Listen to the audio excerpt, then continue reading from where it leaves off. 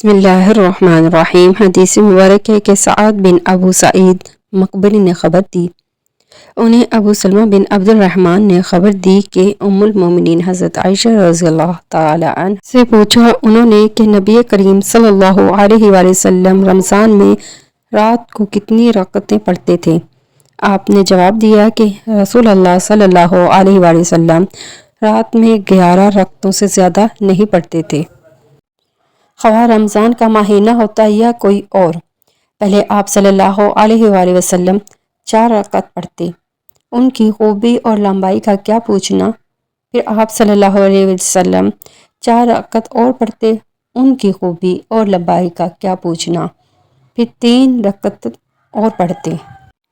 عائشہ رضی اللہ عنہا نے فرمایا کہ میں نے عرض کیا، یا رسول اللہ صلی اللہ علیہ وآلہ وسلم، آپ وتر پڑھنے سے پہلے ہی سو جاتے ہیں؟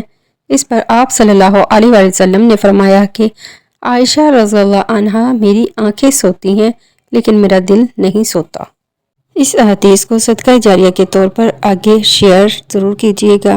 Please like, comments and subscribe ضرور کرنا۔ اللہ سے دعا ہے کہ اللہ تعالی ہماری اس چھوٹی سی کوشش کو قبول و منظور فرمائے اور ہماری اس کوشش کو ہمارے لیے بخشش کا ذریعہ بنائے آخرت میں۔ آمین ثم آمین۔